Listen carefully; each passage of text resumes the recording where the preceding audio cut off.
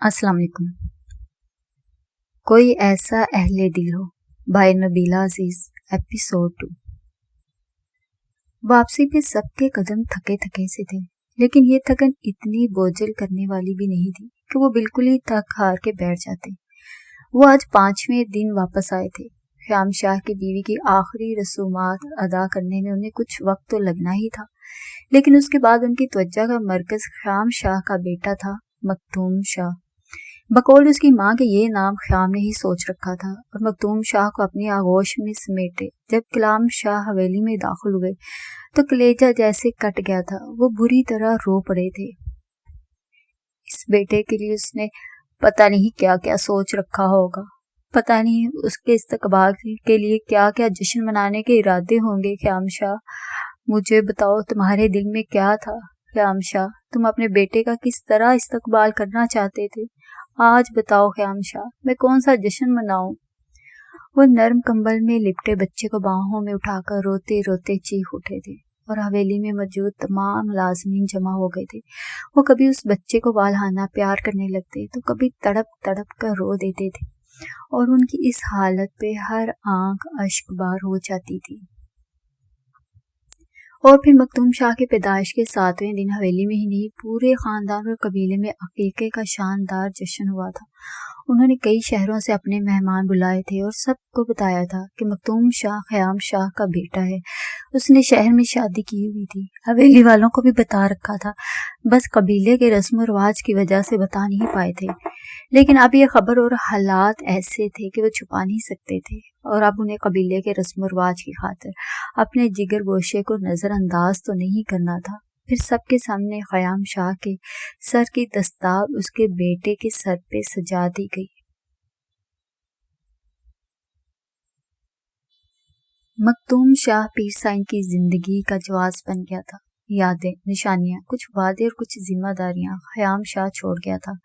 جس طرح وہ بچھڑنے پہ مجبور ہوا تھا، اسی طرح وہ زندہ رہنے پہ مجبور ہو گئے تھے، اور ابھی تک اس مجبوری میں پوشیدہ مروت بھی نبھا رہے تھے۔ اپنے آس پاس بکھرے ڈھیروں رشتوں سے، اس حویلی کے در و دیوار سے، اس قبیلے اور اس کے مسائل سے، اپنے دل و دماغ کی شکستگی سے اور اپنی زندگی سے، کیونکہ خیام شاہ کی موت نے سردار صابر شاہ کو اندر سے توڑ پھوڑ کے رکھ دیا تھا۔ وہ اندر سے مردہ کھوکھلے سے ہو گئے تھے، اور تب تو وہ اور بھی ڈھہ گئے تھے جب یہ پتہ چلا کہ خیام اپنی پسند کی لڑکی سے شادی کرنے کے بعد بھی اسے گھر نہ لا سکا تھا۔ ان کے ڈر کی وجہ سے اپنی نہ جانے کتنی خواہشوں کو دل میں دبائے دنیا چھوڑ گیا تھا، اور یہی اذیت ناک احساس ہوتے ہی ان کی زندگی سے دلچسپی ختم ہوتی گئی تھی۔ ٹھیک 1 سال بعد وہ بھی دار فانی سے کوچ کر گئے تھے، اور پھر سب کچھ کلام شاہ کے کندھوں پہ آ پڑا تھا، اور وہ مروت مجبوریاں، ذمہ داریاں، رشتے نبھاتے چلے گئے تھے۔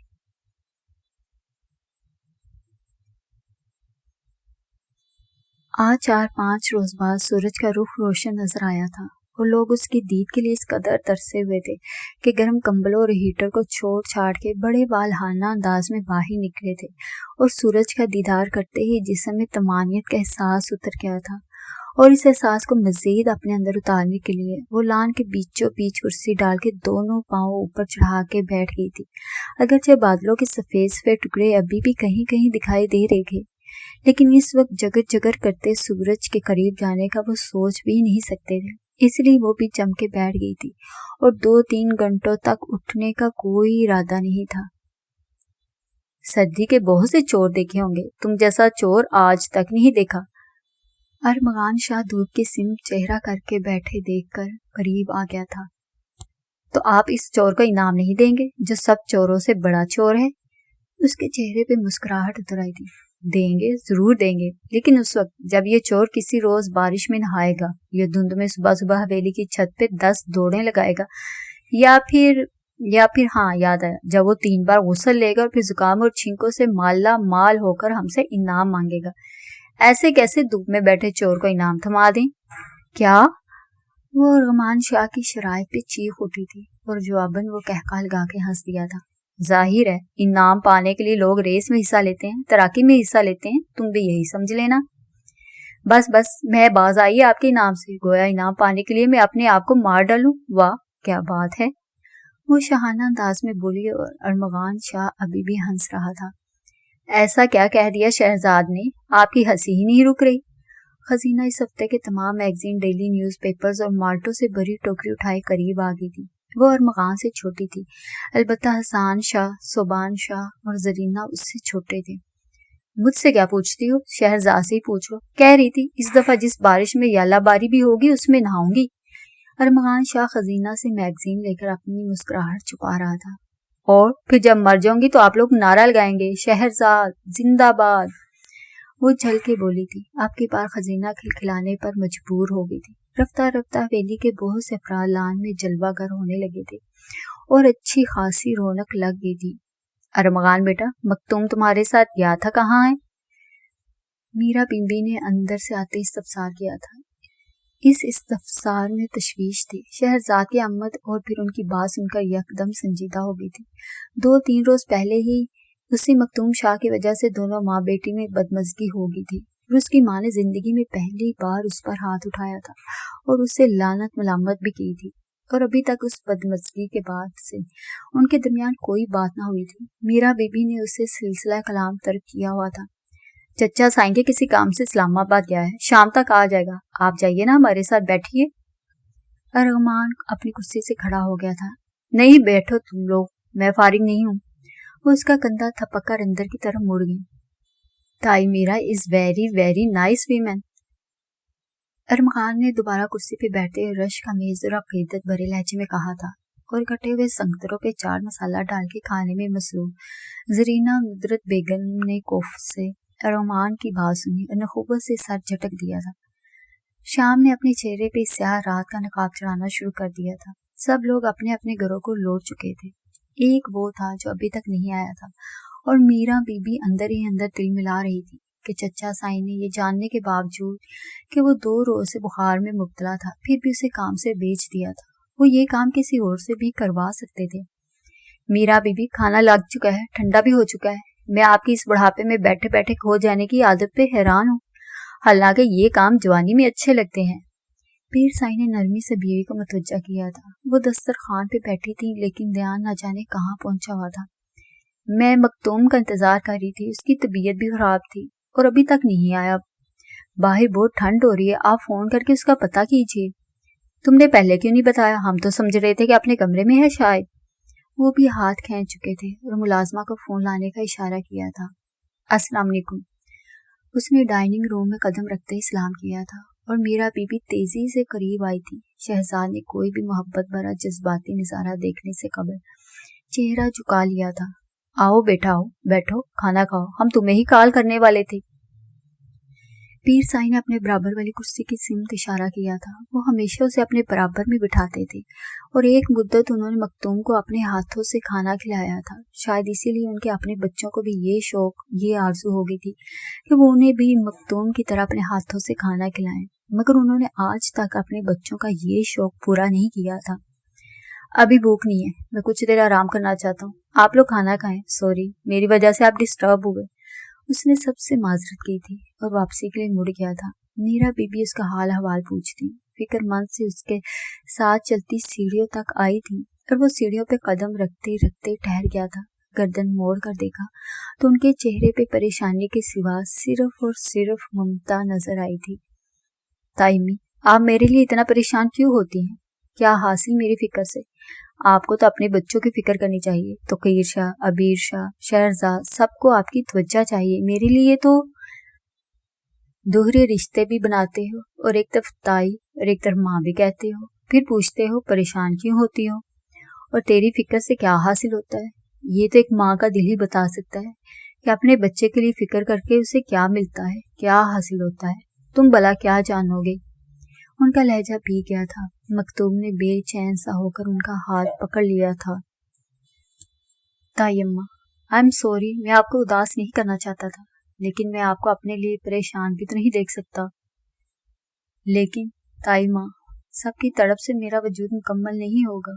میرا وجود اسی روز مکمل ہوگا جب میرے ماں باپ کا رشتہ واضح ہوگا، جب میری ماں کے دامن سے غلیظ دبا دھلے گا، جب مکتوم شاہ کو مکتوم شاہ کہلانے میں جھجک نہیں ہوگی۔ وہ دکھ سے کہتا ان کا ہاتھ چھوڑ کر سیڑھیاں چڑھ گیا تھا۔ اس کی آنکھوں میں اتری سرخی اور چہرے پہ پھیلی اذیت کے عکس میرا بی بی کو بے کل کر گئے تھے۔ ان کی ذات کو حویلی والوں نے ادھورا کر کے رکھ دیا تھا۔ کسی نے اسے بہت زیادہ پیار دیا تھا اور کسی نے طنز و حقارت کے سوا کچھ بھی نہیں دیا تھا، اور یوں اس کا ذہن دو حصوں میں بٹ گیا تھا، ایک وہ جو ان سب رشتوں کو اپنا سمجھتا تھا، اور ایک وہ جو اتنے رشتوں کے باوجود اپنے آپ کو اکیلا اور تنہا محسوس کرتا تھا۔ کبھی وہ بہت مضبوط ہو جاتا تھا، ناقابل تسخیر چٹان کی مانند، اور کبھی اتنا کمزور ہوتا کوئی بھی اس کی ذات کی اونچی دیوار کو زمین بوس کرنا چاہتا تو پل میں کر سکتا تھا، اور یہ کام سب سے زیادہ اور اچھے طریقے سے صرف شہرزاد کرتی تھی، اور وہ اپنے ضبط کو کفل لگائے، بے بسی کا لبادہ اڑے، اپنی ذات کا مسمار ہونا خاموشی سے دیکھتا رہتا تھا۔ دروازے پر دستک دے کر وہ اندر داخل ہوا تو بی بی جان کو اپنا منتظر پایا تھا۔ جی بی بی جان، آپ نے بلایا تھا؟ انداز بے حد مؤدب تھا۔ ادھر آؤ، ہمارے پاس بیٹھو۔ انہوں نے بیڈ پہ اس کے لیے جگہ بنائی اور اسے بیٹھنے کا کہا۔ وہ متوازن قدم اٹھاتا ان کے قریب آ کر بیٹھ گیا تھا، اور بی بی جان نے اس کا ہاتھ اپنے نرم نرم بوڑھے ہاتھوں میں لے کر تھپکنا شروع کر دیا تھا۔ اب کیا کچھ پڑھنا باقی رہ گیا ہے؟ کتنی ڈگریاں لے گا میرا شاہ پتر؟ وہ بچوں کی طرح پچکارتے ہوئے پوچھ رہی تھی۔ اس سال CSS میں کامیابی ہو جائے تو پھر پریکٹیکل لائف کی طرف آ جاؤں گا اور کسی بہترین جاب کو ترجیح دوں گا۔ آخر کب تک یوں جیا جا سکتا ہے؟ کیوں، کیا ہوا ہے؟ کچھ نہیں، مجھے بھلا کیا ہوگا؟ وہ اپنے آپ پہ ہنسا تھا۔ پھر نوکری کی کیا ضرورت ہے؟ بی بی جان، مجھے نوکری کی ہی تو ضرورت ہے۔ تو یہ باپ دادا کی جائیداد کس کے کام آئے گی؟ باپ دادا میرے کام نہیں آئے تو ان کی جائیداد لے کر کیا کروں گا؟ اس کے لفظ لفظ میں شکایتی تھی، شکوے تھے۔ بی بی جان دیکھ کے رہ گئی۔ اچھا چھوڑ ان باتوں کو، تو یہ بتا کسی لڑکی کو پسند کرتا ہے؟ بی بی جان نے جھنجھلا کے سر جھٹکا اور اپنے مطلب کی بات پہ آئی تھی۔ انداز میں تھوڑا اشتیاق اور تھوڑا تجسس تھا۔ کیوں؟ اسے تعجب ہوا تھا۔ تیری شادی کرنا چاہتی ہوں، تیرے پیر سائیں بھی کہہ رہے تھے، لیکن بی بی جان میں تو ابھی سوچ بھی نہیں سکتا۔ دیکھ شاہ پتر، توقیر شاہ تجھ سے بڑا ہے اور پیر شاہ اس کی شادی کرنا چاہتا ہے، لیکن وہ یہ بھی چاہتا ہے کہ توقیر اور تیری شادی کی خوشیاں اکٹھی ہو جائیں تو خوشی بڑھ جائے گی۔ غلام شاہ اور خیام شاہ کے بیٹوں کی اکٹھی شادیاں ہوں گی۔ بی بی جان پرجوش انداز میں بتا رہی تھی، لیکن وہ سنجیدگی کی لپیٹ میں تھا جو کہ ہمیشہ ہی رہتا تھا۔ I'm sorry، میں ابھی شادی کے لیے تیار نہیں ہوں۔ دیکھ پتر، اگر حویلی میں کوئی بھی لڑکی پسند ہے تو بتا دو، ویسے بھی خزینہ تو پہلے ہی طلال کی مانگ ہے، اور شہرزاد کے لیے بہروز اور ندرت کہہ رہے تھے، ارمغان خیر تجھ سے بھی بڑا ہے، اور زرینہ، ہمرا، نویرا، امانہ جو بھی پسند ہے ابھی بتا دو کہ تیری بات بھی پکی کر دوں، کم از کم نشانی تو ہو جائے تیری۔ بی بی جان آپ کیوں نہیں سمجھ رہی ہیں، مجھے شادی نہیں کرنی۔ کیا کوئی شہری لڑکی پسند ہے؟ بی بی جان نے ذرا محتاط سے انداز میں پوچھا تھا، اور مختوم شاہ ان کی اتنی اپنائیت اور معصومیت پہ نرم ہو گیا تھا۔ شہری لڑکیوں اور دیہاتی لڑکیوں میں کوئی فرق نہیں ہوتا، فرق تو بس ہماری سوچ میں ہوتا ہے، کسی کو کمتر اور کسی کو برتر بنا دیتے ہیں، لیکن میرے دل میں ایسی کوئی بات نہیں ہے اور نہ ہی ایسا کچھ سوچ رکھا ہے، بس ابھی شادی کا ارادہ نہیں ہے، ابھی میں ادھورا نامکمل ہوں، میری ذات ادھوری ہے، کچھ حصے بکھرے ہوئے ہیں، وہ سمیٹ لینے دیجیے، پھر یہ کام بھی کر لیں گے۔ اس کا لہجہ ٹھہرا ٹھہرا سا سرد منجمد جھیل جیسا لگنے لگا۔ بی بی جان خاک بھی نہ سمجھی تھی۔ پھر پیر شاہ کو کیا کہوں؟ ان سے کہے میں ابھی شادی نہیں کرنا چاہتا، آپ تو کی لالا کی شادی کی تیاریاں کریں۔ وہ کہہ کے اٹھ گیا تھا۔ بی بی جان مزمحل سی ہو گئی تھی اور ان کی خوشی ختم کر گیا تھا۔ پھر بعد میں پیر سائیں نے خود اس سے بات کی، لیکن اس نے تب بھی انکار میں جواب دیا تھا، اور پیر سائیں تو اس کی خوشی اس کی رضا چاہتے تھے۔ جب وہ اس بات کے لیے خوش اور راضی نہیں تھا تو زور زبردستی کا تو وہ سوچ بھی نہیں سکتے تھے۔ چنانچہ توقیر شاہ اور طلال شاہ کی شادی کے ہنگامے جاگ اٹھے۔ حویلی میں مدت بعد کسی شادی کا ہنگامہ جاگا تھا، سبھی لوگوں کا جوش و خروش دیکھنے کے قابل تھا۔ اس حویلی میں آخری شادی مومنہ کی ہوئی تھی، اور شادی کے فوراً بعد وہ اپنے شوہر احمد شاہ کے ساتھ انگلینڈ جا بسی تھی، اور اتنے عرصے میں صرف 2 مرتبہ پاکستان آئی تھی، وہ بھی صرف مختوم سے ملنے کے لیے۔ انہیں اپنے عزیز ترین بھائی کا بیٹا اپنے بھائی سے بھی زیادہ عزیز اور پیارا تھا۔ ہفتے میں کئی مرتبہ اسے فون کر کے اس کی خیریت معلوم کرتی رہتی تھی۔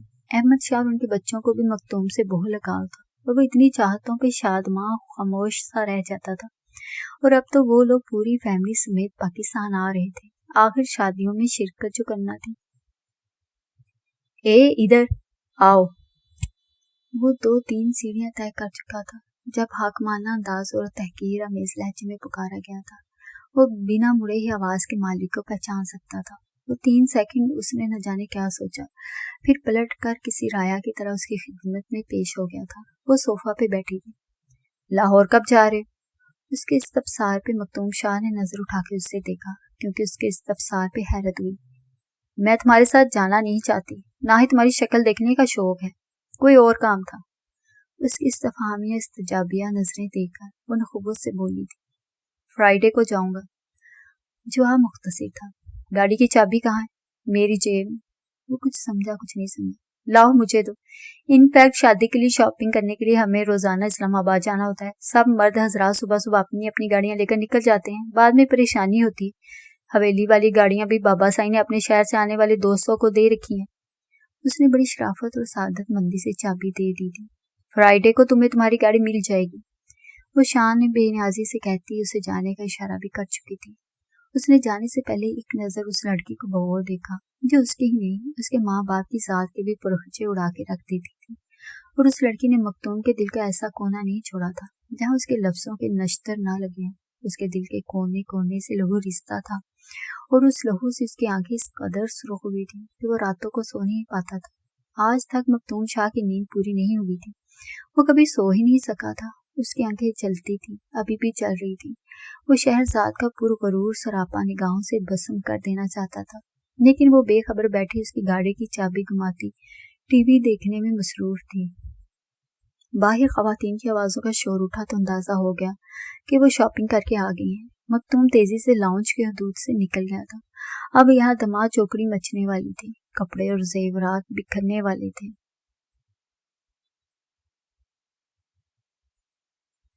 دریائے اٹک کے پل سے گزرتے ہوئے شہرزاد نے سب سے پہلے وہ سی ڈی ڈسک باہر پھینکی جس میں مکتوم شاہ کا بے حد فیورٹ گانا کبھی کبھی میرے دل میں خیال آتا ہے تھا۔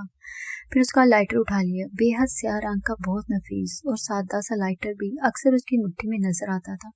اس نے وہ بھی پانی کی وسیع آغوش کے حوالے کر دیا۔ رفتہ رفتہ وہ اپنی ناگوار اشیاء کو باہر اچھالتی گئی تھی، اور ڈرائیو کرنے والا اس کا ماموزاد کامران اسے روکتا رہ گیا تھا۔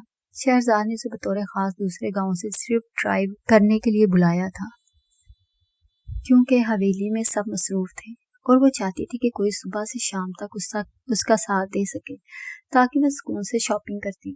یہ کیا کر رہی ہو؟ کسی کی پرسنل چیزیں یوں ضائع کرنا سراسر بدتمیزی ہے۔ کامران کو برا لگا تھا۔ اس وقت یہ گاڑی میری ہے اور اس میں میری پسند کی اشیاء رکھی جا سکتی ہیں۔ میں جسے چاہوں اٹھا کر باہر پھینک سکتی ہوں، تمہیں بھی۔ وہ تنک کر بولی۔ کامران اس سے 2-3 ماہ چھوٹا تھا، اس لیے بآسانی روب جما لیتی تھی۔ مجھے پتا نہیں تھا تم کسی سازش کے تحت مجھے اس طرح بلا رہی ہو، ورنہ میں اپنی گاڑی بھی لا سکتا تھا۔ خیر سازش تو میں نے کوئی نہیں کی، بس پجارو وغیرہ سفر کرنے کی عادی ہوں، اس لیے کار کا سفر عجیب لگتا ہے، اس لیے تمہاری کار کو اعزاز نہیں بخش سکتی۔ وہ بات ہی اتنے تفاخر و غرور سے کرتی تھی کہ سامنے والا جھلس کے رہ جاتا۔ جیسا اعزاز تم مکتوم شاہ کی گاڑی کو بخش رہی ہو، باز آیا ایسے اعزاز سے؟ اس نے کانوں کو ہاتھ لگائے تھے اور یکدم کھلکھلا کے ہنس پڑی۔ ارے نہیں، تم تو میرے بہت پیارے اچھے سے کزن ہو، تمہاری گاڑی کو نقصان پہنچانے کا میں سوچ بھی نہیں سکتی۔ اس نے اپنائیت کا اظہار کیا تھا۔ تو کیا مکتوم شاہ تمہاری کزن نہیں ہے جو ایسا دشمنوں سے سلوک کر رہی ہو؟ کامران کا سوال اسے یکدم کوفت میں مبتلا کر گیا تھا۔ مکتوم شاہ میرا کزن نہیں ہے، یہ بات تم اچھی طرح جانتے ہو۔ لہجہ انتہائی سخت ہو چکا تھا۔ پھر تم اسے مکتوم شاہ کیوں کہتی ہو؟ کامران کے دوسرے سوال پہ چونک گئی تھی۔ وہ اسے مسکراتی نظروں سے دیکھ رہا تھا۔ نکتہ بڑا اہم تھا، بڑے غور کا تھا۔ وہ 5 دن کا تھا جب ہماری حویلی میں آیا تھا، اور آج 20-25 سال ہو گئے ہماری حویلی میں رہتے ہوئے، اور ان 20-25 سالوں میں ہم نے اسے صرف اور صرف دیا ہے، یوں سمجھ لو ایک خیرات دی ہے، اور اس خیرات میں یہ شاہ بھی شامل ہے، ورنہ خود اس کا کوئی حسب نسب نہیں، کوئی نام و نشان نہیں۔ وہ ایک بے بنیاد اور بے وجود انسان ہے، کیونکہ انسان کی بنیاد، انسان کا وجود اس کے ماں باپ سے ہوتا ہے، اور ماں باپ کی اسے خبر ہی نہیں ہے۔ اس کا لہجہ انتہائی تحقیر لیے ہوئے تھا۔ لیکن تمہارے بابا سائیں؟ میرے بابا سائی دیوانے ہیں، بھائی کی محبت میں اندھے ہو گئے ہیں، ذات پات چال ڈال جانچ پرکھ سب کچھ بھول گئے ہیں، اور ان کی ہی دیوانگی تھی کہ ایک عورت کی ایموشنل بلیک میلنگ پہ نہ جانے کس کی اولاد کو اٹھا کر گھر لے آئے، اور وہ اپنے گلے کا توک ان کے گلے میں ڈال کر اللہ کو پیاری ہو گئی، اور نشانی کے طور پر چند زیورات اور چچا خیام کے گلے کی چین تھما گئی۔ اب کیا پتا کہ وہ چین انہوں نے اپنی بیوی کو دی تھی یا پھر اس نام نہاد بیوی کو کہیں سے ملی تھی۔ ضروری تو نہیں کہ وہ چین ان کے نکاح کا ثبوت ہو، اگر ثبوت دینا ہی تھا تو نکاح نامہ کے اوریجنل نہ سے فوٹو کاپی ہی دکھا دیتی، کم از کم دل تو مطمئن ہو جاتا۔ وہ چل کے کہہ رہی تھی، شاید تم یہ بھول رہی ہو کہ جب ایک انسان بستر مرگ پہ ہوتا ہے تو وہ جھوٹ بولنے کا سوچتا بھی نہیں، بلکہ اس نے ساری زندگی میں جتنے بھی جھوٹ بولے ہوتے ہیں ان کی معافی مانگنے کی کوشش کر رہا ہوتا ہے، اپنے رب سے بھی اور رب کے بندوں سے بھی۔ کامران نے ایک اور پوائنٹ نکالا تھا، یہ تمہاری سوچ ہے، ورنہ میری سوچ یہی کہتی کہ کچھ لوگ مرنے کے بعد بھی اپنے ادبوں پہ پردہ رکھنے کے لیے آخری سانس لینے تک جھوٹ بولتے ہیں تاکہ ان کی اچھائی کا گراف نیچے نہ آئے۔ شہرزاد کو اس معاملہ میں مطمئن کرنا یا پھر چپ کروانا بہت مشکل تھا، اس لیے کامران نے مغز ماری کرنے کے بجائے سر جھٹکا اور گاڑی ایک شاپنگ مال کے سامنے پارک کر دی تھی۔ وہ اسلام آباد پہنچ چکے تھے اور اب اس کی شاپنگ کا اور کامران کے صبر آزما وقت کا دورانیہ شروع ہو چکا تھا، اسی لیے تو اسے ساتھ لائی تھی۔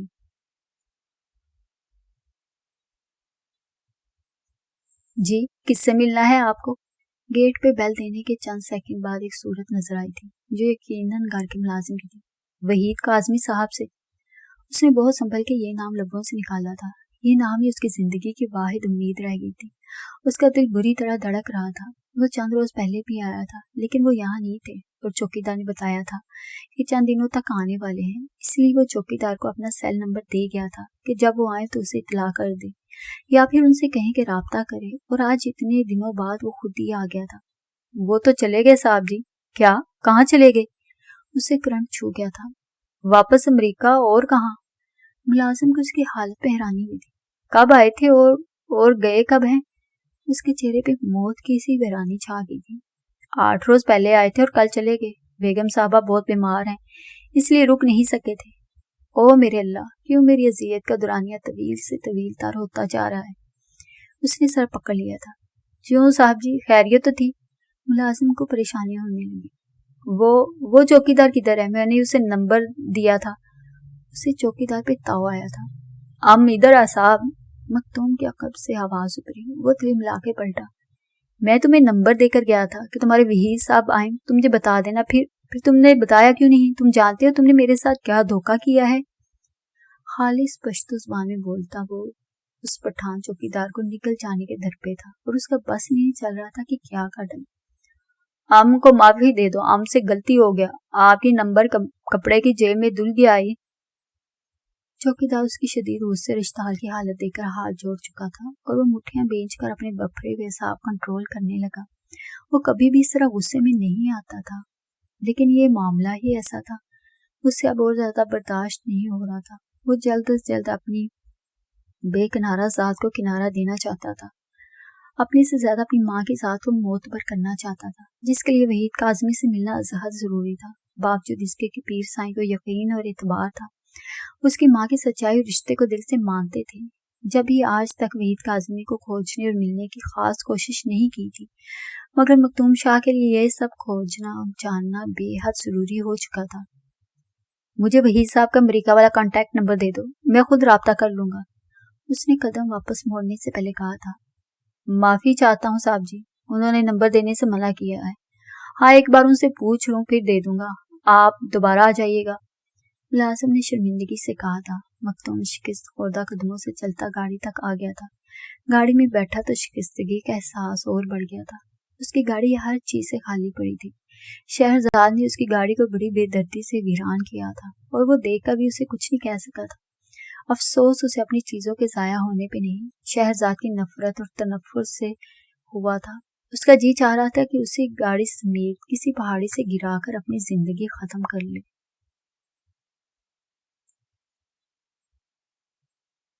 نماز پڑھ چکے ہو؟ میرا بی بی نے اندر داخل ہو کر پوچھا تھا۔ وہ نماز پابندی سے پڑھتا تھا، اور یہ عادت اسے میرا بی بی سے ہی ہوئی تھی۔ نہیں، لفظ تو اس نے صرف ایک ادا کیا تھا، لیکن ٹوٹ پھوٹ ہزاروں جذبات میں محسوس ہو رہی تھی۔ ہر جذبہ ہر احساس ٹوٹا بکھرا سا لگ رہا تھا۔ مختوم، خیریت بیٹا، کیا ہوا ہے؟ وہ اس کے قریب آ گئی تھی۔ اس نے چہرہ مزید جھکا لیا تھا کہ اس کی شکستہ حالت نہ دیکھ سکے۔ میں کیا پوچھ رہی ہوں؟ وہ تشویش سے پوچھ رہی تھی۔ وہ تھوڑی سی دیر میں ان کی گود میں سر رکھ چکا تھا۔ وہ میرا بی بی نے اس کے وجود کو دیکھا جو چٹانوں سے مضبوط لیکن اندر سے بربری ریت کی مانند بکھر رہا تھا۔ میرے لیے دعا کیجیے تائی ماں، میں بہت بے سکون ہوں، میں بہت اکیلا ہوں، مجھے سکون چاہیے، مجھے صبر چاہیے۔ وہ گمبھیر بوجھل آواز سے کہتا اندر ہی اندر لرز رہا تھا اور اس کی بے سکون تھکی تھکی آنکھوں سے چند بے آواز آنسو پھسل کر ان کی آغوش میں جذب ہو گئے تھے۔ وہ اپنے آپ کو کافی حد تک قابو کر چکا تھا، ورنہ تو داڑیں مار مار کے رونے کو دل چاہ رہا تھا، اور میرا بی بی اس کے بالوں میں کندھے پہ ہاتھ پھیرتی خاموش بیٹھی تھی۔ باہر حویلی کے حال کمرے میں ایک رونق کا سا سما تھا۔ روزانہ سارے کزنز اکٹھے ہو جاتے اور خوب ہلا گلا کرتے تھے، لیکن اس ہلے گلے میں وہ شریک نہیں ہوتا تھا، بلکہ وہ تو عام حالات میں بھی اپنے کمرے میں ہوتا تھا، سب کے درمیان بیٹھ کر۔ شہرزاد کے اور کبھی ندرت چاچی کے طنز سہنا کافی دشوار ہو جاتا تھا، اس لیے خلوت نشینی ہی بھلی تھی۔ کچھ آنسو اور کچھ لفظ بہا کر وہ کچھ نہ کچھ ریلیکس ہو ہی گیا تھا۔ تائی ماں، بولو۔ وہ اس کے بال انگلیوں سے سنوار رہی تھی، لیکن اس کے بولنے سے پہلے وہ دروازہ زور سے بجا اور پھر زور سے کھل بھی گیا۔ شہرزاد اندر داخل ہوئی تھی اور پھر ماں بیٹے کا یہ سین دیکھ کر وہ جی جان سے جل گئی تھی۔ اس کے ماتھے پہ بل پڑ گئے تھے، ناک بھوموں کے زاویے بھی بگڑ گئے تھے۔ تمہیں بڑے چچا نے مردان خانے میں بلایا ہے، یہ چونچلے بعد میں کرا لینا۔ وہ انگارے چباتی چلی گئی تھی اور مختوم نے چہرہ جھکا لیا تھا۔ وہ تو پہلی بار دل سے یوں بے اختیار ہوا تھا کہ ایک ممتا کا سہارا ملتے ہی بکھر گیا تھا، ورنہ تو ہمیشہ اپنے قابو میں رہتا تھا۔ اگر میرے بس میں ہوتا تو میں اس لڑکی کی زبان کاٹ ڈالتی، نہ جانے کس بدبخت نے اسے پٹی پڑھائی ہے۔ میرا بی بی اپنی بیٹی پہ پھنکا رہی تھی۔ نہیں تائی ماں، سب کو اپنی مرضی سے کہنے سننے کا حق ہوتا ہے، شاید وہ بھی غلط نہیں کہتی، آخر کچھ تو ہو جو میرا۔ بس کر مختوم شاہ، کس ناہنجار کی باتوں کے دل پہ لے رہے، جاؤ جا کر بات سنو۔ وہ اپنی اکلوتی بیٹی کو کوستی ہوئی چلی گئی اور وہ سلیپر پہن کر باہر نکل آیا تھا۔ دل کا کچھ غبار کم ہو چکا تھا۔ اسے لاہور آئے ہوئے ہفتہ ہو چکا تھا۔ ان شادیوں کے فوراً بعد ہی اسے CSS کے پیپر دینا تھے، اس لیے وہ مکمل یکسوئی سی تیاری میں لگا ہوا تھا، کیونکہ اسے پتا تھا کہ ایسے ہنگاموں میں حویلی میں رہ کر تیاری ہرگز نہیں ہو پائے گی۔ لیکن اسے ایک ہفتے میں میرا بی بی نے کئی بار اسے آنے کے لیے کہا تھا۔ پیر سائیں بھی اس کی کمی محسوس کر رہے تھے۔ اس کا ارادہ مائیں اور مہندی والے دن جانے کا تھا، مگر پیر سائیں کے اصرار پہ اسے 3-4 روز پہلے واپسی کی راہ لینا پڑی تھی، اور وہ ہمیشہ کی طرح سب کے درمیان جاتے ہوئے اپنے صبر و برداشت کو مضبوط تر کرنے کی کوشش کر رہا تھا۔ آج موسم حادثہ ہنک سا ہو رہا تھا اور لاہور سے دیر نکلنے کی وجہ سے حویلی پہنچتے ہوئے کافی گہری شام رستے میں بچ گئی تھی، اور اس گہری شام کے رستوں کو ٹھنڈے بادلوں کے آنسو بھگو گئے تھے۔ اسلام آباد سے اس کے گاؤں تک بارش نے اس کا بھرپور ساتھ دیا تھا، اور وہ اس سفر کو تنہا ہونے کی وجہ سے سکون سے طے کر آیا تھا۔ اپنے انتظار میں محو میرا بی بی اور بی بی جان کی بے چینی کا بری طرح احساس تھا، اس لیے اتنے پرخطر راستوں کے باوجود گاڑی تیزی سے ڈرائیو کر رہا تھا، اور سچ مچ وہ اتنی شدید سردی کے باوجود اندرونی مین گیٹ کے پاس متفکر سی کھڑی نظر آئی تھی۔ وہ گراج میں گاڑی پارک کر کے بارش کی بچھاڑ سے بچتا ان تک آیا تھا۔ بسم اللہ، انہوں نے اسے دیکھتے ہی خالصتاً ماؤں والا جملہ بے ساختہ کہا تھا، اور وہ ان کے سامنے جھک گیا تھا، کیونکہ وہ اس کے کندھوں پہ ہاتھ پھیرنے کے بعد ماتھے پہ پیار بھی کرتی تھی۔ اس لیے کہتی ہوں جس روز حویلی آتے ہو شہر سے جلدی نکلا کرو، اتنا سفر ہوتا ہے، دیر ہو جاتی ہے۔ آپ کیسی ہیں؟ پیر سائیں اور بی بی جان کہاں ہیں؟ وہ ان کی ہمراہی میں اندر آتے ہوئے پوچھ رہا تھا۔ حال کمرے سے ڈولک کی آواز اور لڑکیوں کے ماہی اور ٹپے باہر تک سنائی دے رہے تھے۔ میرا بی بی کے قدم حال کمرے کے باہر تھم گئے تھے۔ اندر جاؤ، انہوں نے اسے اشارہ کیا۔ میں؟ ہاں تم، لیکن تائی ماں۔ ارے پگلے، اپنی ہی لڑکیاں ہیں، کون سی غیروں کی ہیں؟ وہ ان کے اسرار پہ الجھ گیا تھا۔ اسے لڑکیوں کے اس جنگل میں بھیج رہی تھی جس کی قیامت خیزیاں باہر تک سنائی دے رہی تھی۔ اب کب تک کھڑے رہو گے؟ اتنی سردی ہے باہر۔ انہوں نے اسے اندر دھکیل ہی دیا تھا، اور اندر سے شگوفے اور شرارے یکدم سے تھم گئے تھے۔ ڈھولک پہ تھاپ لگانے والی شہرزاد کی ماموزاد اور کامران کی بہن کا ہاتھ فضا میں ہی رہ گیا تھا۔ وہ سب ایک سرسری سی نظر ڈال کے پلٹنے والا تھا جب نظریں پلٹنے سے انکاری ہو گئی تھی۔ دوسری طرف بھی یہی حال تھا۔ پپھو، اس کے لہجے سے خوشی کھنکی تھی۔ مکتوم، میری جان۔ وہ بالہانہ آگے بڑھی اور اس کے چوڑے وجود کو اپنی ممتا بھری آغوش میں سمانے کی کوشش کی تھی اور اسے گلے لگا کر اس کے بالوں پہ ماتھے پہ پیار کرتے ہوئے رو پڑی تھی۔ وہ اسے جب بھی دیکھتی تھی خیام شاہ کا سراپا یکدم آنکھوں میں بس جاتا تھا۔ وہ ان کی منہ بولتی تصویر تھا، وہی قد کاٹ، وہی رنگ روپ، وہی نین کش، وہی لب و لہجہ۔ بس فرق تھا تو اتنا کہ خیام شاہ کے ہر انداز، ہر بات میں استحقاق ہوتا تھا، لیکن مکتوم ہر استحقاق سے خالی دستبردار نظر آتا تھا۔ دل کے ہاتھوں بے اختیار جذبات اور دلی خواہشات کے ہاتھوں مجبور ہو کر اگر وہ ذرا بہل جاتا تھا تو خوش ہو جاتا تھا۔ تھوڑی دیر بعد ہی کوئی زہر احساس کے سمندر میں اتر کر پورے سمندر کو زہر زہر کر دیتا تھا۔ ابھی بھی وہ بہت خوش تھا۔ لالا سائیں، ہم بھی پڑے ہیں راہوں میں۔ زرش اور سہرش دونوں بیک وقت خفگی سے بولی تھی کیونکہ وہ مومنہ پپھو سے نظر اور دھیان ہٹا نہیں رہا تھا۔ پپھو، ان پاگلوں کو بھی لے آئیں۔ وہ ذرا خوشگوار موڈ میں انہیں تنگ کرنے کے لیے بولا تھا اور وہ منہ کھلا کر گھورنے لگی تھی۔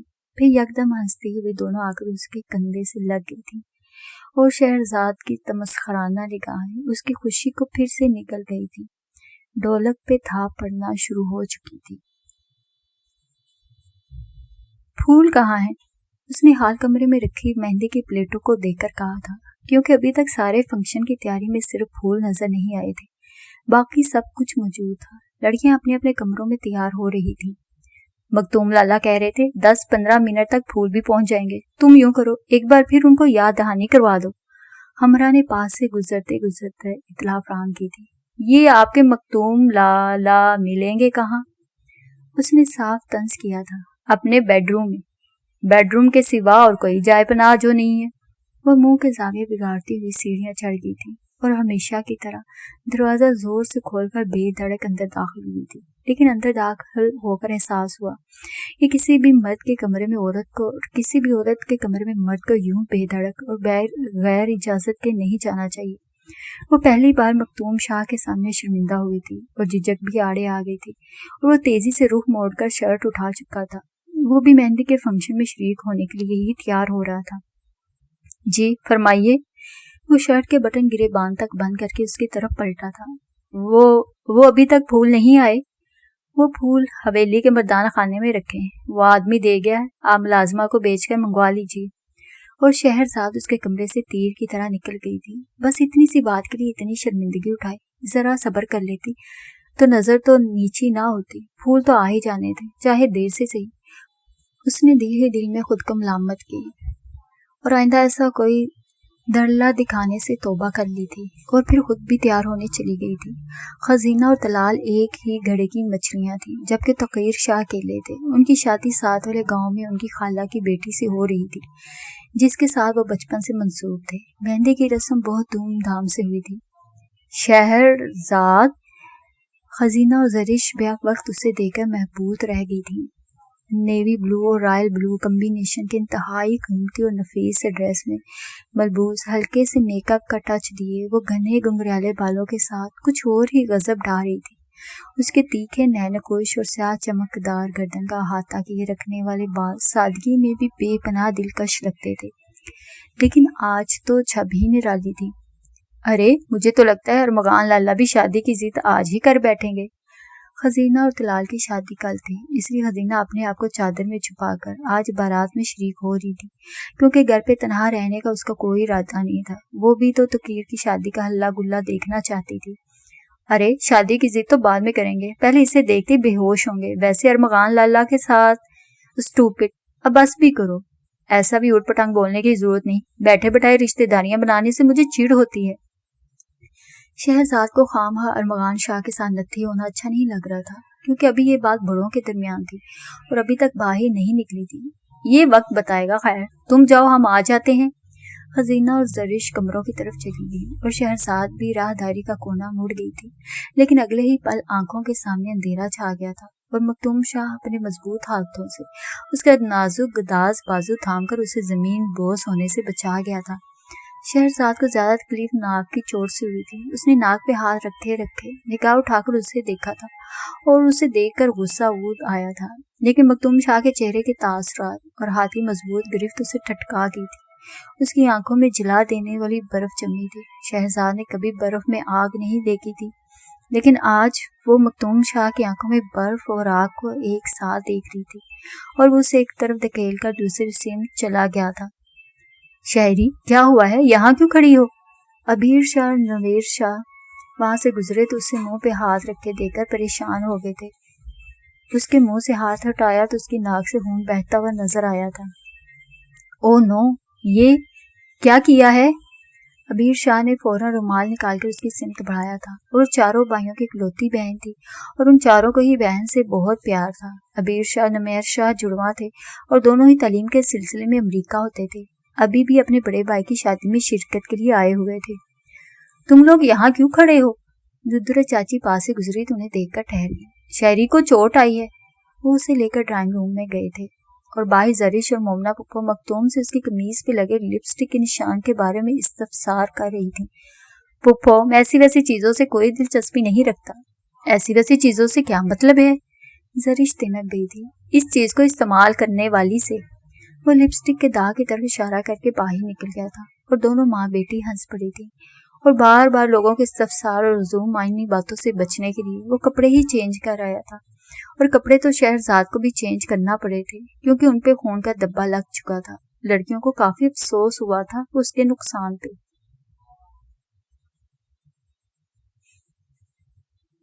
شادیوں کے ہنگامے سرد پڑے تو زندگی معمول پر آتی چلی گئی تھی۔ مکتوم CSS کے ایگزامز دے چکا تھا اور اب مکمل طور پر فارغ تھا، اور اس کا پہلا مشن وحید کاظمی سے ملاقات کا تھا، جو اس کے لیے امریکہ دریافت سے کم نہیں تھا، لیکن یہی امریکہ اسے مکھن میں سے بال کی طرح دریافت ہو گیا تھا۔ وہ اسلام آباد کے ایک ہاسپٹل کے پارکنگ لاٹ سے اپنی گاڑی نکال رہا تھا جب گاڑی پچھلی گاڑی کے بمپر سے ٹکرا گئی تھی، اور غلطی بھی پیچھے والے ڈرائیور کی تھی، جو اگلی گاڑی کو بیک ہوتے دیکھ کر بھی گاڑی آگے لا رہا تھا۔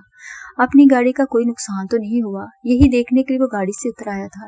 گاڑی پر ڈینٹ پڑ گیا تھا۔ وہ تل ملا کے دوسری گاڑی کے ڈرائیور کے پاس آیا تھا۔ آپ گاڑی دیکھ کے نہیں چلا رہے؟ لہجہ سخت تھا، لیکن سامنے نظر پڑتے ہی ساری سختی ہوا ہو گئی تھی۔ صورت دونوں کو جانی پہچانی لگ رہی تھی۔ وحید کاظمی نگاہیں اس کے خد و خال سے الجھ گئی تھی۔ آپ وحید انکل؟ وہ بھئی یقین سا کھڑا تھا، زبان بے ربط ہو گئی تھی۔ تم خیام شاہ کے بیٹے ہو؟ وہ بھی گاڑی سے اتر آئے تھے۔ مکتوم نے ان کو تصویروں میں خیام شاہ کے ساتھ دیکھا تھا اور دھندلی سی شناخت ہوئی تھی۔ یہی حال وحید کاظمی کا بھی تھا۔ انہوں نے بھی خیام شاہ کے نئے نقوش ذرا مشکل سے کھوجے تھے، اور پھر دونوں ہی بڑی اور گرم جوشی سے بغل گیر ہوئے تھے۔ وحید کاظمی نے باقاعدہ اس کے ماتھے پہ پیار کیا تھا۔ آنکھیں بڑی تیزی سے نم ہوئی تھیں۔ مکتوم، جلدی آؤ، دیر ہو رہی ہے، گاڑی میں بیٹھے فیروز شاہ نے پکارا تھا۔ چچا سائی، وحید انکل، وحید کاظمی، اس نے لپک کر بے ربط سے الفاظ میں کہا، اور گاڑی سے اترتے فیروز شاہ وحید کاظمی کو دیکھ کر حیران رہ گئے۔ انہوں نے مدت بعد ایک دوسرے کو دیکھا تھا۔ بہت سال پہلے وحید کاظمی خیام کے ساتھ چند روز گاؤں میں گزارنے آئے تھے، اور خیام نے اپنے اکلوتے دوست کی خوب آؤبھگت کی تھی۔ یوں سارے بھائیوں سے جان پہچان ہوئی تھی، اور اب اتنے سال بعد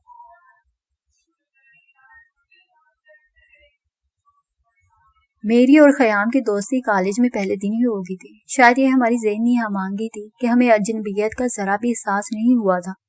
ہم 2-4 دنوں میں ہی بے تکلف ہو گئے تھے، اور یہ ہماری بے تکلفی ہی تھی کہ میں اسے اپنی منگیتر کی باتیں سنانے لگا۔ وہ میری باتیں دلچسپی سے سنتا تھا کیونکہ اس نے خود کبھی کسی لڑکی میں انٹرسٹ نہیں لیا تھا، لیکن ہماری سب سے کم عمر اور کم گو سی کلاس فیلو روحانہ مجید اسے ایسے بائی کہ وہ ہواؤں میں اڑنے لگا تھا۔ روحانہ مجید حجاب لیتی تھی اور اس کی آنکھوں پہ فدا ہو گیا تھا، لیکن جب اسے اپنانے کی خواہش ہوئی تو اپنے قبیلے اور رسولوں کو سوچ کر پریشان ہو گیا۔ مجھے نہیں لگتا کہ روحانہ مجید میری زندگی کا حصہ بنے گی۔ کیوں؟ مجھے اس کی بات کی وضاحت چاہیے تھی۔ بابا سائیں اور لالا سائیں میرا سر کاٹ دیں گے خاندان سے باہر کی عورت لانا، وہ بھی شہر سے۔ توبہ، کبھی ہو ہی نہیں سکتا۔ اس کے انداز میں قطعیت ہوتی تھی۔ یار، وہ لوگ تم سے بہت پیار کرتے ہیں، مان جائیں گے۔ میں نے سمجھایا تھا وہ مجھ سے پیار کرتے ہیں، کوئی شک نہیں، لیکن مجھ سے زیادہ پیار اپنے اصولوں اور رسم و رواج سے کرتے ہیں۔ وہ ابھی بھی انکاری تھا۔ ویسے میں نے تو سنا ہے یہ قبائلی لوگ بیٹوں کے معاملے میں بڑے آزاد خیال اور بیٹیوں کے معاملے میں بڑے سخت اور تنگ نظر ہوتے ہیں۔ میں نے ڈرتے ڈرتے کہا تھا اور وہ میرا ڈر بھانپ گیا تھا، اس لیے ہنس پڑا۔ یار، لوگوں کی باتیں ہیں، ورنہ صرف اپنی ناک اور پگڑ اونچا رکھنے کے لیے بیٹی اور بیٹے دونوں کو چھری تلے رکھنے سے گریز نہیں کرتے۔ اس وقت جھنجھلایا ہوا تھا۔ رات بھر اس نے میرا سر کھائے رکھا اور صبح تک میں زچ ہو چکا تھا۔ اسے مختلف آئیڈیاز بھی دیے مگر وہ کسی طور نہ مانا، لیکن اگلے 2 روز تک معاملہ بالکل ہی الٹ جائے گا ہمیں اندازہ نہیں تھا۔ ریحانہ مجید کالج سے غائب تھی۔ میں نے اس کے کہنے پر خفیہ انداز میں ایک لڑکی سے اس کی غیر حاضری کا پوچھا تو پتہ چلا کہ اس کے والد محترم کا شدید ایکسیڈنٹ ہوا ہے اور وہ ہاسپٹل میں ہے۔ ریحانہ کی والدہ تو پہلے ہی حیات نہیں تھی، اب باپ کی حالت اس سے پاگل کر گئی تھی۔ ہم ہمت کر کے عیادت کے لیے چلے گئے اور پھر مسلسل 5 روز خیام نے مجید نیازی کی خوب خدمت کی۔ ریحانہ کا اور کوئی بھائی بہن اور رشتہ دار نہیں تھا، وہ اکیلی تھی۔ اس اکیلے پن میں خیام کا سہارا پا کر مضبوط ہو گئی تھی۔ ویسے بھی وہ 2 سال سے خیام شاہ کی خاموش محبت کو محسوس کرتی آ رہی تھی۔ یہی وجہ تھی کہ 3-4 دنوں میں ہی وہ اسے اپنے قریب سمجھنے لگی تھی، لیکن ایکسیڈنٹ کے 2 ہفتے بعد مجید نیازی کی موت اسے توڑ گئی اور مجھے بھی ایسے لگا کہ خیام کو اس کا ساتھ دینا چاہیے، عمر بھر کا ساتھ۔ اور پھر میرے مشورے اور اصرار پہ وہ اس سے شادی کے لیے راضی ہو گیا۔ میں جانتا تھا کہ وہ دل سے ایسا ہی چاہتا تھا، مگر گھر والوں کا سوچ کر رک جاتا تھا۔ لیکن جب میں نے کہا کہ دل تیرا ہے، زندگی تیری ہے، فیصلہ بھی تیرا ہونا چاہیے، تو وہ کچھ بہل سا گیا تھا۔ اور ایک شب دونوں کی رضامندی سے ان کا نکاح ہو گیا۔ نکاح تو ہوا تھا لیکن اس نے شوق سبھی پورے کیے تھے۔ ریحانہ کے لیے زیورات، روسی لباس خریدا۔ میں نے اپنا فلیٹ ان کے لیے ڈیکوریٹ کر دیا کیونکہ ریحانہ کے والد صاحب کرائے کے مکان میں رہ رہے تھے اور اب وہ مکان چھوڑنا تھا، اس لیے وہ دلہن کو اپنے شہر والے بنگلے میں بھی نہیں لے کر جا سکتا تھا کہ کہیں بابا سائی اور لالا سائی چھاپا ہی نہ مار دیں یا پھر ملازم کو چھگل دیں۔ اسی ڈر سے وہ دلہن کو میرے فلیٹ میں لے گیا۔ چند روز ریحانہ کو وہیں رکھنے کا ارادہ تھا کیونکہ وہ اس کے لیے کوئی فلیٹ ڈھونڈ رہا تھا، لیکن اتنی جلدی فلیٹ تو نہ ملا، البتہ ہاسٹل میں کمرہ مل گیا تھا۔ ریحانہ ابھی بھی کالج میں پڑھ رہی تھی۔ اسے ہاسٹل میں چھوڑنے کے بعد وہ گاؤں چلا گیا۔ اس کا ارادہ تھا کہ اپنے بھائیوں اور بہن کے ذریعے ماں باپ کو ریحانہ کے لیے موم کر لے گا، لیکن حویلی جا کر پتا چلا کہ بھابھی میکے گئی ہوئی ہیں اور بہن کے امتحان ہو رہے ہیں، وہ شہر آنے جا رہے ہیں اور امتحانوں کی تیاریوں میں مصروف ہے۔ اس نے ڈسٹرب نہیں کیا اور واپس آ گیا، لیکن واپس آ کر بھی یہ بتایا تھا کہ بابا سائی نے کوئی فیصلہ کیا ہے جو شاید دوسری پارٹی کو ناگوار گزرا ہے، اس لیے زندگی میں پہلی بار اپنے فیصلے سے انحراف ہونے کی وجہ سے وہ بپھرے ہوئے اور کچھ عرصے تک ان سے بھی بات کرنے کا کوئی امکان نہیں، لہٰذا فی الحال چپ ہی بہتر ہے۔ اسی دوران کچھ مہینے گزر گئے، لیکن جیسے ریحانہ کے پریگننٹ ہونے کا پتہ چلا تو وہ گھبرا گیا تھا اور اس کی گھبراہٹ پر ریحانہ بھابھی اور میں پریشان ہو گئے۔ کیوں، تمہیں بچے اچھے نہیں لگتے؟ ارے یار، بچے میری جان ہیں، میں لالا سائی کے بچوں کو اتنا پیار کرتا ہوں کہ وہ رو پڑتے ہیں۔ یہ تو اپنا جگر کا گوشہ ہوگا، اپنے سینے پہ کھیلے گا، لیکن یار ڈرتا ہوں کہیں بابا سائی اور لالا سائی میرا سینہ اس قابل ہی نہ چھوڑیں کہ بکواس نہ کیا کرو، جاؤ کل ہی حویلی کے حالات دیکھو اور باپی وغیرہ سے بات کرو۔ میں نے اسے جھڑک دیا تھا اور وہ اگلے ہی روز حویلی چلا گیا تھا۔ ان دونوں مخالف پارٹی کے ساتھ آپ کے حالات کافی خراب تھے اور انہی دنوں میں اپنے گھر والوں کے ساتھ کینیڈا جا رہا تھا۔ اچانک ہمارے ٹکٹ کنفرم ہو کر آ گئے تھے۔ یوں بہت جلد مجھے پاکستان کو الوداع کہہ دینا تھا، لیکن اس کے جاتے ہی ریحانہ بابی کی طبیعت خراب ہو گئی، انہیں سردی لگی تھی اور مجھے ان کے وارڈن نے بلایا۔ میں نے فوراً حویلی فون کیا اور خیام کو واپس بلا لیا۔ خیریت تو ہے؟ اس کی متفکر الجھی پریشان سی حالت دیکھ کر میں قریب بیٹھ گیا۔ وہ راہداری میں رکھے بینچ پہ بیٹھا تھا۔ بابا سائی لالا سائی نے شمشاد کو فیصلہ سنایا ہے کہ مخالف پارٹی کو خون بہا میں اپنی بیٹی دے دیں، لیکن شمشاد خان کسی بھی صورت اس فیصلے کو ماننے کے لیے تیار نہیں ہے۔ کیوں؟ وہ کیوں خون بہا نہیں دینا چاہتا جبکہ اس کے بیٹے سے قتل بھی ہوا ہے؟ میں مسئلہ جانتا تھا، ہو سکتا ہے اسے اپنی بیٹی بہت پیاری ہو، بہت لاڈلی ہو، تم جانتے ہو اپنی پیاری اور لاڈلی چیز کسی دوست کو دینے کو دل نہیں چاہتا، یہ تو پھر دشمن کو دینے کی بات ہے۔ اسے شمشاد خان کا احساس سب سے زیادہ تھا۔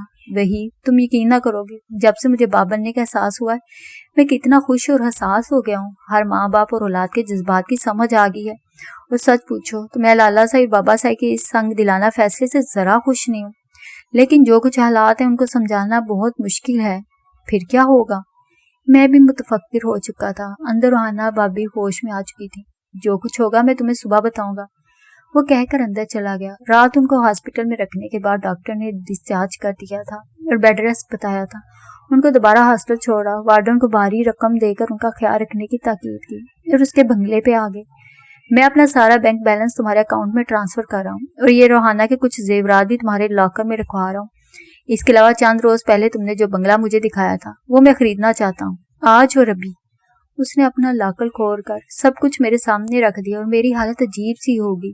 یہ سب کیا ہے؟ کیوں کر رہے ہو؟ دیکھو کاظمی، میرے لالا سائی کو میرا اعتبار نہیں ہے۔ وہ کہتے ہیں میں انہیں تنہا کر کے بھاگ رہا ہوں، ان کی پشت خالی کر رہا ہوں، لیکن وہ یہ نہیں جانتے کہ مجھے ان سے بڑھ کے کوئی عزیز نہیں۔ میں تو انہیں ابھی تک صرف اس لیے سمجھاتا رہا ہوں کہ ایک بیٹی کا معاملہ ہے اور کبھی کبھی بیٹیاں بیٹوں سے بھی زیادہ پیاری ہو جاتی ہیں۔ وہ اس بات کو انا کا مسئلہ نہ بنائے، لیکن وہ نہیں مانے۔ بہرحال میں انہیں تنہا تو نہیں چھوڑ سکتا نا، اس لیے مجھے کل ہی واپس گاؤں جانا ہے۔ کوئی پتہ نہیں کب گولہ باری شروع ہو جائے اور کب قضا آ جائے۔ ہمارے علاقے میں زندگیوں کے کھیل ایسے ہی کھیلے جاتے ہیں۔ اب دیکھو ہمارا کیا بنتا ہے۔ بہرحال اپنے بیوی بچے کے تحفظ کے لیے میرے پاس جو کچھ بھی ہے چھوڑ کے جا رہا ہوں۔ معاملہ سلجھ گیا تو آ جاؤں گا، تم سے سب کچھ لے لوں گا، اور اگر نہ آ سکا تم یہ امانتیں میری بیوی بچے تک پہنچا دینا۔ لیکن یاد رکھنا یہ امانتیں یا تو روحانہ کو دینی ہیں یا پھر میرے بچے کو، اوکے؟ اس نے بریف کیس میرے سامنے رکھ دیا تھا اور پھر ایک دن کے اندر اندر اس نے ہزاروں کام نپٹا ڈالے تھے۔ اچھا ایک بات تو بتاؤ، یہ اتنے زیور روپے آئے کہاں سے؟ میں پوچھنے پر مجبور ہو گیا تھا اور وہ ہنسنے پہ مجبور ہو گیا۔ پیدائشی اور جدی پشتی رئیس زادہ ہوں، اور دوسری بات یہ کہ فضول خرچ نہیں ہوں۔ جو کچھ دیکھ رہے یہ میری جیب خرچ سے ہے۔ وہ اپنی سمجھداری پہ کالر کھڑے کر رہا تھا اور مجھے اس کی یہ سمجھداری بہت اچھی لگی تھی۔ لیکن خیام، یہ سب کچھ تم روحانہ بابی کے حوالے بھی تو کر سکتے ہو۔ میں نے بالآخر کہہ ہی دیا، یقیناً کر سکتا ہوں، لیکن وہ ابھی اپنے آپ کو اس قابل اور بہادر نہیں سمجھتی۔ ہاسٹل میں کافی بور ہو چکی ہے۔ بنگلے کی تعمیر کا کام تو تقریباً ختم ہو ہی چکا ہے، بہت جلد اسے وہاں شفٹ کر دیں گے۔ اور ہاں، تم ذرا جلدی پاکستان کا چکر لگانا۔ ایئرپورٹ تک وہ مجھے سی آف کرنے آیا تھا اور اس کے کہنے کے مطابق وہ مجھے سی آف کرنے کے بعد ہاسٹل گیا تھا روحانہ بابی سے ملنے۔ وہ پھول اور گفٹ لے کر گیا تھا۔ کل سے ذرا بہتر ہو چکی تھی اور گاؤں جانے سے پہلے وہ انہیں بھی کچھ تاکیدیں کر کے گیا تھا اور اپنے والد سے 50,000 کی رقم بھی دے کر گیا تھا۔ یعنی وہ گاؤں جانے سے پہلے اپنی ہر چیز دے گیا تھا، حتیٰ کہ اپنے گلے کی چین بھی ان کو پہنا گیا تھا۔ یہ ساری باتیں اس نے مجھے آخری کال میں بتائی تھی اور اس کے بعد میرا کسی سے کوئی رابطہ نہیں ہو سکا۔ ہم ہمیشہ کے لیے بچھڑ گئے تھے۔